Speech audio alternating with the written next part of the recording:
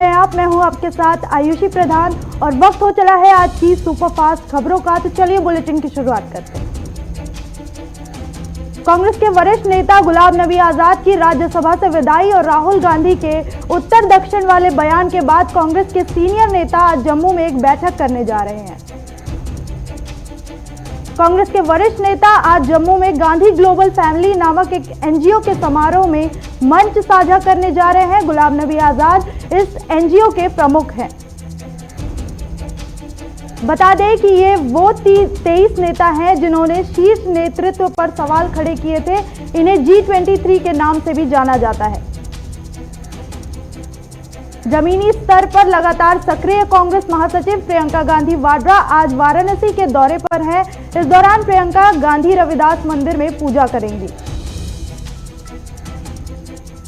प्रियंका गांधी के साथ सपा प्रमुख अखिलेश यादव भी आज वाराणसी में रविदास मंदिर के दर्शन करेंगे और मत्था टेकेंगे। वहीं भीम आर्मी के चीफ चंद्रशेखर का भी रविदास मंदिर में दर्शन पूजन का कार्यक्रम है। चंद्रशेखर थोड़ी देर में मंदिर पहुंचेंगे। रक्षा मंत्री राजनाथ सिंह भी आज वाराणसी में होंगे। वह विशेष विमान से वाराणसी के LBS एयरपोर्ट पर पहुंचेंगे और गोरखा रेजिमेंट के अधिकारियों के साथ बैठक करेंगे। उद्योगपति मुकेश अंबानी के घर के बाहर संदिग्ध कार मामले में मुंबई क्राइम ब्रांच को अहम सुराग मिले हैं। मुंबई क्राइम ब्रांच को मुलुटन टोल प्लाजा के CCTV फुटेज मिले हैं। क्राइम ब्रांच की टीम को जो CCTV फुटेज मिला है उसमें रात 3:05 पर एक सफेद इनोवा कार मुंडूल टोल क्रॉस पर थाड़े शहर के एंट्री ले रही है। जानकारी के मुताबिक इसी कार में स्कॉर्पियो का ड्राइवर भी पीछे की सीट पर बैठा है जिसने खुद को छुपा कर रखा है। अब एजेंसियां खोंड धंबर थाने शाहपुर नासिक भिवंडी तक के CCTV फुटेज खंगाल रही है। पीएम मोदी ने आज द इंडिया टॉय फेयर 2021 का वर्चुअल उद्घाटन किया। देश को खिलौना निर्माण का वैश्विक हब बनाने के लिए मकसद से कई मंत्रालय इसका आयोजन कर रहे हैं। छात्र इस प्रतियोगिता के माध्यम से खेल और पढ़ाई आदि के लिए खिलौने डिजाइन और तकनीक तैयार करेंगे। इसमें विजेताओं को 50 लाख रुपए का इनाम भी दिया जाएगा। देश में बढ़ रहे कोरोना के मामलों को लेकर केंद्रीय गृह सचिव अजय भल्ला ने सभी राज्यों और केंद्र शासित प्रदेशों को पत्र लिखकर कोरोना वायरस गाइडलाइंस को 31 मार्च तक बढ़ाने के निर्देश दिए हैं। अजय भल्ला ने पत्र में लिखा कि कोविड-19 के खिलाफ जारी जंग को पूरी तरह से जीतने के लिए एहतियात बरतने और सख्त निगरानी की जरूरत है। आज माघ मास की पूर्णिमा है। आज के दिन गंगा स्नान और दान का महत्व होता है। आज सुबह से ही श्रद्धालु आस्था की डुबकी लगा रहे हैं। मुख्यमंत्री योगी आदित्यनाथ के निर्देश पर प्रयागराज जिला प्रशासन की ओर से गंगा स्नान करने आए श्रद्धालुओं पर हेलीकॉप्टर के जरिए पुष्प वर्षा भी की गई। सूरत में सीएम केजरीवाल की ओर से किए गए रोड शो को लेकर केजरीवाल और गुजरात बीजेपी के प्रदेश अध्यक्ष CR पाटिल के बीच जुबानी जंग शुरू हो गई है। गुजरात बीजेपी के अध्यक्ष CR पाटिल ने ट्वीट कर कहा कि आपका गुजरात निकाय चुनाव कई जगहों पर जमानत जब्त हो गई, लेकिन केजरीवाल इसका जश्न मनाने के लिए रोड शो कर रहे हैं। पाटिल की टिप्पणी पर जवाब देते हुए सीएम केजरीवाल ने कहा कि गुजरात में हर कोई आम आदमी पार्टी के बारे में बात कर रहा है। कृपया लोगों की ताकत को कम करके ना आंकें। आम आदमी पार्टी ने ट्वीट कर कहा कि CR पाटिल समझाने की कोशिश कर रहे हैं कि गुजरात की जनता आपको पसंद नहीं कर रही, इसलिए कह रहे थे आप घुसी गए हो, बहुत पीड़ादायक है। दरअसल सच तो ये है। मध्य प्रदेश में शिवराज सरकार के मिलावटखोरों पर कार्रवाई करने के लिए बड़ा फैसला लिया है, जिसके तहत अब प्रदेश में खाद्य पदार्थों में मिलावट करने पर मिलावटखोरों को आजीवन कारावास की सजा होगी। इसके अलावा एक्सपायरी डेट वाली वस्तु बेचने पर भी सजा के प्रावधान को मंजूरी दी गई है। मिलावट पर कसावट अभियान से सरकार को उम्मीद है कि मिलावटखोरी पर नकेल कसने में सफलता मिलेगी। चुनाव आयोग ने पश्चिम बंगाल, तमिलनाडु, असम, पुडुचेरी और केरल विधानसभा में चुनाव की तारीखों का ऐलान कर दिया है। केंद्र शासित प्रदेश पुडुचेरी, तमिलनाडु और केरल में महज एक चरण में मतदान होगा। असम में 3 चरणों में, जबकि पश्चिम बंगाल में 8 चरणों में मतदान होगा। बंगाल में 8 चरणों में चुनाव की तारीखों पर सीएम ममता बनर्जी ने सवाल उठाते हुए कहा कि उन्हें संदेह है कि इन तारीखों का ऐलान पीएम मोदी और अमित शाह के सुझावों के आधार पर निर्धारित की गई है। ममता ने कहा कि मैं चुनाव आयोग का सम्मान करती हूं, लेकिन सवाल खड़े किए जा रहे हैं कि बंगाल में कई चरणों में चुनाव क्यों होंगे, जबकि अन्य राज्यों में एक चरण में मतदान होगा। बीजेपी के वरिष्ठ नेता कैलाश विजयवर्गीय ने कहा कि चुनाव आयोग स्वतंत्र और निष्पक्ष चुनाव के लिए हर जिले में अतिरिक्त केंद्रीय बल के साथ अतिरिक्त अधिकारियों की नियुक्ति भी करे। पश्चिम बंगाल में चुनाव के ऐलान के बीच स्वभूमि के नजदीक कादापारा में बीजेपी के गोदाम में खड़े प्रचार वैन में तोड़फोड़ की गई। बीजेपी ने इस घटना के लिए टीएमसी पर आरोप लगाया है। बीजेपी ने इस तोड़फोड़ और चोरी को लेकर एफआईआर दर्ज कराई है। साथ ही आरोप लगाया है कि टीएमसी के गुंडों ने कादापारा में गोदाम में घुसकर प्रचार वैन को तोड़ दिया और कीमती सामान चुरा लिए। पीएम मोदी को एक और अंतर्राष्ट्रीय सम्मान मिलने जा रहा है। अगले हफ्ते उन्हें एक वार्षिक अंतर्राष्ट्रीय ऊर्जा सम्मेलन के दौरान सेरावीक वैश्विक ऊर्जा और पर्यावरण नेतृत्व पुरस्कार से सम्मानित किया जाएगा। कांग्रेस सांसद शक्ति सिंह गोहिल ने दिल्ली नगर निगम की 5 सीटों पर होने वाले उपचुनाव को लेकर कांग्रेस को जीतने की उम्मीद जताई है। शक्ति सिंह ने कहा कि दिल्ली की जनता आम आदमी पार्टी और बीजेपी के शासन से त्रस्त हो चुकी है। आगामी चुनावों में दिल्ली की जनता का आशीर्वाद और प्रेम कांग्रेस को वापस मिलेगा। ओडिशा सरकार ने कोरोना के मामलों को देखते हुए बड़ा फैसला लिया है। ओडिशा सरकार ने दिल्ली समेत 12 राज्यों से आने वालों के लिए 7 दिन का होम आइसोलेशन अनिवार्य कर दिया है। इसी तरह महाराष्ट्र और केरल से उत्तर प्रदेश आने वाले लोगों को भी कोरोना जांच करानी होगी। रेलवे व बस से आने वाले यात्रियों की सूची लेकर उनकी निगरानी व जांच कराई जाएगी। आगामी 5 मार्च से हरियाणा का बजट सत्र शुरू होने जा रहा है। इस दौरान विधानसभा में विधायकों की एंट्री बिना कोरोना टेस्ट के नहीं होगी। एंट्री से पहले सिर्फ थर्मल स्क्रीनिंग होगी। उत्तर प्रदेश के सीतापुर में एक महिला को बंधक बनाकर गैंगरेप करने का मामला सामने आया है। हैवानों का जब गैंगरेप के बाद मन भर गया तो उन्होंने साक्ष्यों को मिटाने के उद्देश्य से महिला को जिंदा जलाने का भी प्रयास किया।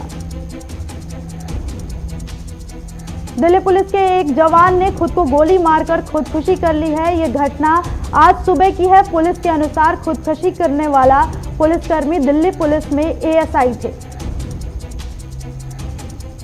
देश में कोरोना वायरस से पिछले 24 घंटों में 16,488 नए मामले सामने आए हैं, जबकि इस दौरान 113 लोगों की मौत हो गई है।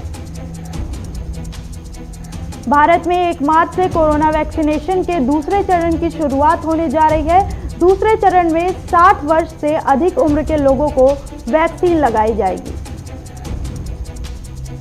कोरोना टीकाकरण के लॉन्च के लिए सरकारी कोविन ऐप पर वैक्सीन की खुराक लेने के लिए अब 1 मार्च से खुद ही रजिस्ट्रेशन किया जा सकेगा। कर्नाटक के अथनी में कांग्रेस नेता गजानन मंगसूली के कबड्डी टूर्नामेंट का उद्घाटन किया और कहा कि सरकार को इन खेलों पर ध्यान देना चाहिए। बेंगलुरु स्मार्ट सिटी प्रोजेक्ट को लेकर किए जा रहे कामों का शहरी विकास मंत्री ने जायजा लिया।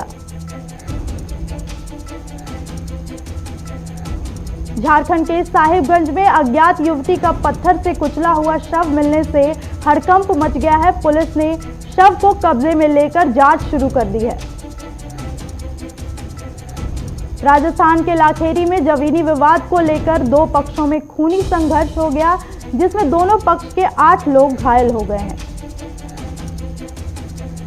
राजस्थान के सतलाना में नृत्य कला शैली के प्रसिद्ध कलाकार रहे ताराराम सरगरा के निधन पर कलाकार जगत में शोक की लहर छा गई है। लोगों ने उन्हें श्रद्धांजलि दी है। फरीदाबाद में बाइक सवार बदमाश महिला के गले से सोने की चेन छीनकर फरार हो गए। पूरी घटना सीसीटीवी कैमरे में कैद हो गई है। राजस्थान के लाखेरी में अपनी मांगों को लेकर राजस्थान शिक्षा सेवा प्रधानाध्यापक संघ के उपखंड कार्यालय के सामने नारेबाजी की और उपखंड अधिकारी को ज्ञापन सौंपा। राजस्थान के लाखेरी में इब्राहिम गांधी सेवा संस्थान की तरफ से नेत्र चिकित्सा शिविर का आयोजन किया गया, जिसमें 570 लोगों की जांच की गई। राजस्थान के हिंडोली में पुलिस ने नाकाबंदी के दौरान एक युवक को 5 किलो भांग के साथ गिरफ्तार किया है। राजस्थान के हिंडोली में पुलिस ने घर से गहने और नकदी चुराने वाले आरोपियों में 2 आरोपियों को गिरफ्तार किया है। आरोपियों के पास से चोरी का सामान बरामद हुआ है। कानपुर के जाजमऊ इलाके में एक दुकान में अवैध गैस रिफिलिंग के दौरान आग लग गई। आग की चपेट में आने से 2 नाबालिग बच्चे बुरी तरह झुलस गए। यूपी के महोबा में 2 मजदूरों की संदिग्ध परिस्थितियों में मौत हो गई। पुलिस ने शवों को पोस्टमार्टम के लिए भेज दिया है और मामले की जांच शुरू कर दी है। हरियाणा की महिला एवं बाल विकास राज्य मंत्री कमलेश ढांडा की अध्यक्षता में राज्य स्तरीय चयन कमेटी की बैठक हुई, जिसमें उन्होंने महिला दिवस को लेकर जरूरी दिशा निर्देश दिए। राजस्थान के चूरू में पंचायत समिति में ब्लॉक निष्पादक समिति की बैठक हुई, जिसमें कई मुद्दों पर चर्चा की गई। राजस्थान के चूरू में विमला देवी नायक को महिला कांग्रेस की तहसील अध्यक्ष के पद पर नियुक्त किया गया है। जिला अध्यक्ष ने विमला देवी को नियुक्ति पत्र दिया। राजस्थान के भीनमाल में पुलिस ने गश्त के दौरान अवैध बजरी से भरे 2 ट्रैक्टर ट्रॉली को जब्त किया है। राजस्थान के भीनमाल में प्रार्थना सभा और योग के साथ माघ महोत्सव का आगाज हो गया है। इस दौरान गोष्ठी का आयोजन भी किया गया है।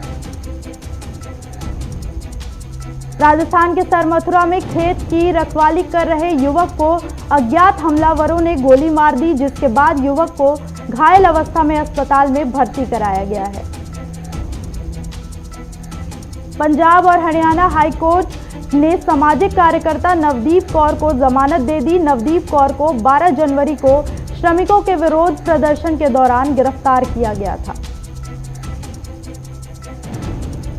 राजस्थान के चूरू में आयोजित सम्मान समारोह में कोरोना महामारी के दौरान सराहनीय कार्य करने पर ब्लॉक हेल्थ सुपरवाइजर कामना को सम्मानित किया गया।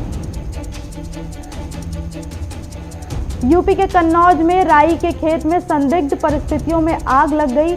आसपास के लोगों ने मौके पर पहुंचकर आग पर काबू पाया।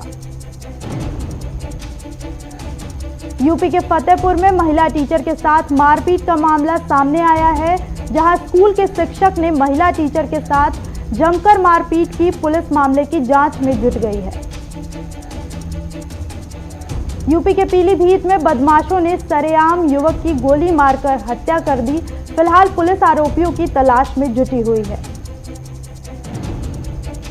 यूपी के अमरोहा में कृषि कानूनों के विरोध में किसानों ने गेहूं के खेत में ट्रैक्टर चलाकर फसल को नष्ट कर दिया। नोएडा में पुलिस को बड़ी कामयाबी मिली है। पुलिस ने 400 ग्राम गांजा के साथ 2 तस्करों को गिरफ्तार किया है। फरीदाबाद में स्वच्छ भारत अभियान के तहत बनाए गए 12 करोड़ के टॉयलेट और उसके रखरखाव के खर्च को लेकर मेयर ने मुख्यमंत्री को पत्र लिखकर जांच की मांग की है। यूपी के देवरिया में चेकिंग के दौरान पुलिस ने अवैध लकड़ी से भरे ट्रक बरामद किए। 4 अभियुक्तों को गिरफ्तार कर जेल भेज दिया गया है। झारखंड के हंसडीहा में चोर शिक्षक की बाइक की डिक्की से 3 लाख रुपए चोरी कर फरार हो गए। पूरी घटना सीसीटीवी कैमरे में कैद हो गई है। पुलिस जांच कर रही है। झारखंड के हंसडीहा में सरसों के खेत में एक व्यक्ति का शव मिलने से सनसनी फैल गई है। पुलिस ने शव को कब्जे में लेकर जांच शुरू कर दी है। यूपी के सहारनपुर में आरएलडी के राष्ट्रीय उपाध्यक्ष जयंत चौधरी 3 मार्च को किसान महापंचायत को संबोधित करेंगे। इसके लिए कार्यकर्ताओं ने तैयारी शुरू कर दी है। भारत में 2025 तक डिजिटली स्किल्ड कर्मचारियों की जरूरत 9 गुना बढ़ जाएगी। एवरेज कर्मचारियों को 2025 तक टेक्नोलॉजी अपडेशन और इंडस्ट्री डिमांड के अनुसार डिजिटल स्किल्स सीखनी होगी। पेट्रोल और डीजल के दामों में बढ़ोतरी हो गई है। पेट्रोल 91.17 रुपए और डीजल 81.47 रुपए पर बिक रहा है। फास्टैग के जरिए टोल कलेक्शन रिकॉर्ड तोड़ स्तर पर पहुंच गया है। अब हर रोज फास्टैग के जरिए 100 करोड़ रुपए से ज्यादा का टोल कलेक्शन हो रहा है। NHAI ने कहा कि इलेक्ट्रॉनिक टोल कलेक्शन ट्रांजैक्शन में 20% की ग्रोथ हुई है, जबकि फास्टैग से यूजर फीस कलेक्शन के मामलों में 27% की ग्रोथ दर्ज की गई है। NHAI का कहना है कि फास्टैग के इस्तेमाल से टोल प्लाजा पर वेटिंग टाइम में कमी आई है। इसके इस्तेमाल से लोगों को एक बेहतर अनुभव मिल रहा है।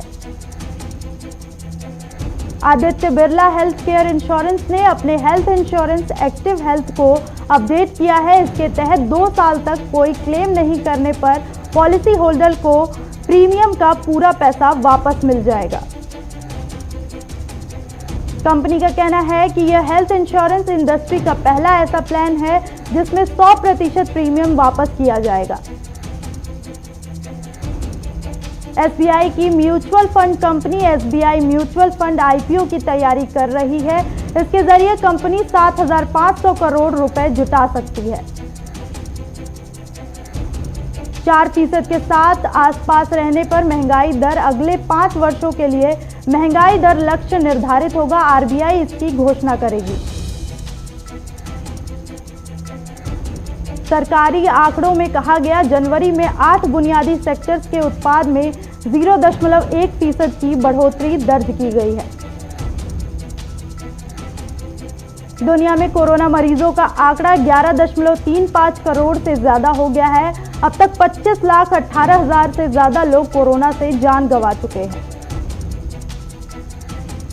वहीं अमेरिका में संक्रमितों का आंकड़ा 2.9 करोड़ से ज्यादा हो गया है। अब तक 5.23 लाख लोगों ने जान गंवाई है। श्रीलंका ने चीन की कोविड-19 वैक्सीन साइनोफार्म का इस्तेमाल स्थगित कर दिया है। अब श्रीलंका 1.4 करोड़ लोगों के लिए टीकाकरण में भारत में निर्मित ऑक्सफोर्ड एस्ट्राजेनेका वैक्सीन का इस्तेमाल करेगा। कैरिबियन देश हैती में जेल तोड़ने की खबर सामने आई है। कैदियों द्वारा तोड़ी गई जेल से 400 से ज्यादा कैदी भाग गए। इस दौरान हुई हिंसा में 25 लोगों की मौत हो गई है। अमेरिका और ईरान में बढ़ते तनाव के बीच इजरायल के कार्गो जहाज में विस्फोट हो गया है। नेवी के मैरीटाइम ट्रेड ऑपरेशन के अनुसार नाव में सवार सभी क्रू सदस्य सुरक्षित हैं। राष्ट्रपति जो बाइडेन की मंजूरी के बाद अमेरिका ने सीरिया स्थित ईरान समर्थित मिलिशिया के ठिकानों पर हवाई हमले को अंजाम दिया। इन हवाई हमलों में एक आतंकवादी मारा गया, वहीं कई अन्य के घायल होने की खबर है। अमेरिका द्वारा की गई एयर स्ट्राइक की सीरिया ने कड़ी निंदा की है। व्हाइट हाउस के प्रेस कॉन्फ्रेंस सचिव जेन साकी ने कहा, अमेरिकी राष्ट्रपति स्पष्ट संदेश देना चाहते हैं कि वह अमेरिकियों की सुरक्षा के लिए प्रतिबद्ध हैं। भारत के संयुक्त राष्ट्र में उप स्थायी प्रतिनिधि के नागराज नायडू ने UNCC में कहा कि हम आने वाले हफ्तों में फलस्तीनियों को अनुदान के रूप में दवाओं के दूसरे बैच को भेजने की प्रक्रिया में है। नागराज नायडू ने कहा, भारत का मानना है कि महामारी के प्रभाव को कम करने के लिए दुनिया भर में टीकों की पहुंच महत्वपूर्ण है। एक्टर रणबीर कपूर और आलिया भट्ट की तस्वीर वायरल हो रही है, जिसमें दोनों एक दूसरे के प्यार में खोए नजर आ रहे हैं। बॉलीवुड अभिनेता रणवीर सिंह ने खुलासा किया कि पिछले कुछ समय से रोहित शेट्टी एक दमदार एक्शन सीन करने के लिए बेचैन थे। वह इसमें बंदूकें चलाते हुए और गाड़ियां उड़ाते हुए दिखाना चाहते हैं। बॉलीवुड अभिनेता सलमान खान, कटरीना कैफ और इमरान हाशमी ने टाइगर 3 की शूटिंग शुरू होने को लेकर आयोजित पूजा में भाग लिया। यह फिल्म 8 मार्च से शूट होना शुरू होगी। इसके साथ ही सलमान ने शाहरुख के साथ अपकमिंग फिल्म पठान की शूटिंग शुरू कर दी है, जिसे सिने इतिहास के सबसे बड़ी जासूसी फिल्म बताया जा रहा है। बिग बॉस 14 खत्म हुए केवल कुछ दिन ही हुए और शो की सेकेंड रनर अप रही निक्की तंबोनी अपना बॉलीवुड डेब्यू के लिए तैयार हो गई हैं। भारतीय क्रिकेट कंट्रोल बोर्ड के घरेलू one day championship Vijay Hazare trophy के नॉकआउट चरण में खेले जाने वाले मुकाबलों के आयोजन स्थल पर फैसला हो गया है। विजय हजारे ट्रॉफी टूर्नामेंट के सभी नॉकआउट मैच 7 मार्च से दिल्ली में खेले जाएंगे। इन सभी मुकाबलों का आयोजन अरुण जेटली स्टेडियम और पालम मैदान पर किया जाएगा। भारत और इंग्लैंड के बीच अहमदाबाद के नरेंद्र मोदी क्रिकेट स्टेडियम में खेला गया डे नाइट टेस्ट मैच महज 2 दिनों में ही खत्म हो गया। इंग्लैंड के खिलाफ डे नाइट टेस्ट मैच में मिली जीत के बाद भारतीय क्रिकेटरों ने बीसीसीआई से अनुरोध किया है कि भविष्य में डे नाइट टेस्ट मैच का आयोजन नहीं कराने के बारे में सोचे। इंग्लैंड के खिलाफ अहमदाबाद टेस्ट में तीसरे टेस्ट की दूसरी पारी में अश्विन ने टेस्ट क्रिकेट में अपना 400वां विकेट हासिल किया। इस मुकाम तक पहुंचने वाले वह दुनिया के दूसरे सबसे तेज गेंदबाज बने।